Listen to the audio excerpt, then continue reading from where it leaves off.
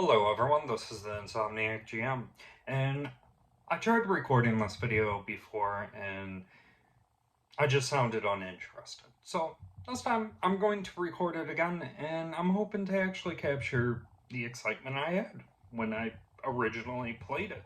So this is the story of my Dark Places and Demagorgans game. Now, this was my Star Frontiers game, and it did not go well after session one. So we ended up running a different game system. And to find out what the players wanted from the game instead, we ended up going with kind of something like Sword Art Online. They're trapped in their Steam library and they're jumping around from game to game. And they're trying to find glitches in there to clear out. So we started off with, well, I should mention, the characters' names are Stefan and Chris. Stefan is Heartthrob, the pretty boy, and Chris is the gamer geek. Now, the two of them are traveling through these different game system or video games, and they're trying to find the glitches. Now, with Dark Places and Demogorgons, it's a pretty lethal game. If they die, however, they restart from their checkpoint. This game isn't meant to be real hard for them. It's supposed to give them challenges and whatnot. But um, every time they complete a world, they will get a treasure from that world that they can bring over to another game.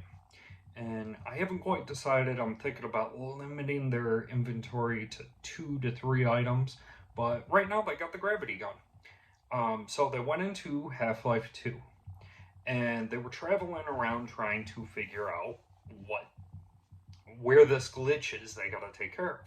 Now, I ended up setting them up against a bunch of head crabs. Now, if you've ever run Horde of the Dragon Queen, I just took the first chapter of that and switched out the cultists and the kobolds and all that with head crabs and head crab zombies. So it was kind of like a zombie outbreak. They're trying to save people and fight off all these enemies. Well, what ended up happening was these players ended up, they got into their first fight and they got a little cocky because they didn't know how lethal the game was. And Stefan, the pretty boy, got attacked. And the first hit he took, he dropped to 1 HP. And he asked me, well, how do I heal this? And I'm like, well, you could find health packs in the world, possibly, but other than that, you gotta beat the game or you gotta wait so much time in the world. I think it's like 1 HP per day. I mean, they can also make a medicine check, but nobody has medicine as a skill. So that instantly changed the tone of the game for them. They realized how dangerous the situation was for them. So these players, they traveled around, they were playing a lot more caution, they took advantage of the gravity gun, and they started asking me what was around in the area, what was in the world, what was in the environment that they could use to improvise as weapons to lift up and catapult at these enemies. And I'd even start collecting some of this and kept track of their inventory to see what they could use as weapons. And that was pretty fun with them. Now, we did get to a point where they went to like a little base and they had to defend it from all these head crabs that were coming and invading, and the NPCs were trying to help them and gun these zombies down. I should mention too, the players did have guns, but they didn't want to resort to them unless they had to because they had very limited ammunition. I don't think anyone actually used their shotguns, to tell you the truth, because I think they were so low on health or so low on ammo. I think they only had like a few shots. But so they ended up traveling around trying to find where this glitch was, and they heard word about a 4-armed monster that was running around just attacking these head crab zombies and that. And so the players figured that was their way of, or that was their glitch. So they started trying to follow tracks, try to find any leads and whatnot. And eventually they came across a glitch. And when they came across it, they could hear it nearby, and they didn't know it was a glitch. They thought it might have, but they decided they both wanted to go scout together instead of separating and scouting, which caused issues because they both failed their scouting or their stealth rolls. So when they turn the corner, they find, and excuse me for butchering the name, I'm not a big fighting player game, but they ran across Gorgu from Mortal Kombat, and they go, "That's our glitch," and he charged at them.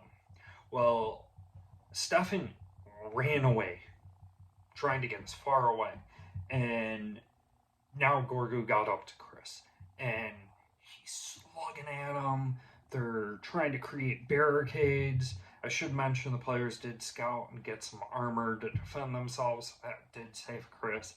And they ended up fighting back.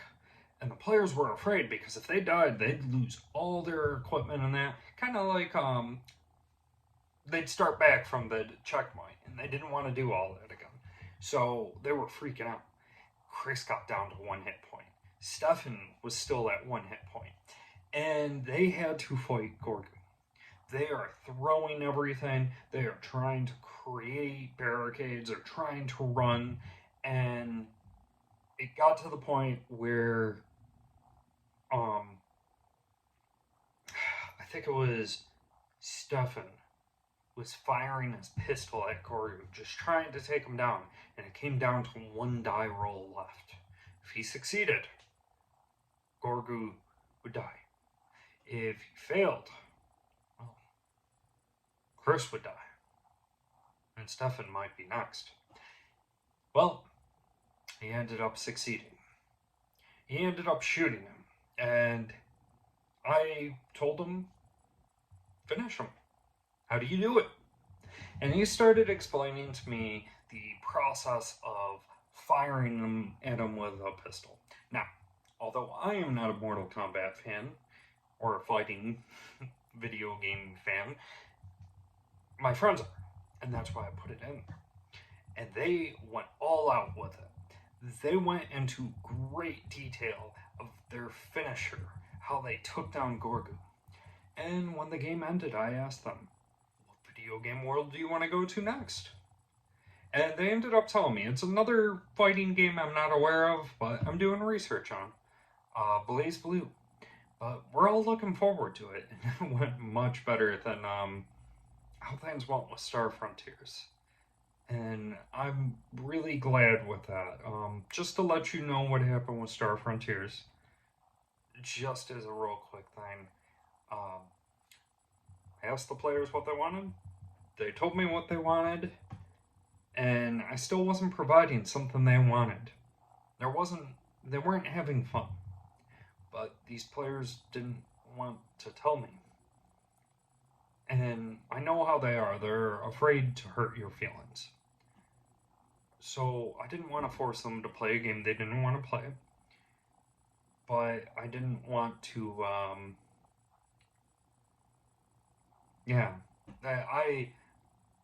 I gave them a game that they would want to play. And they are the ones who came to me to play a game, so.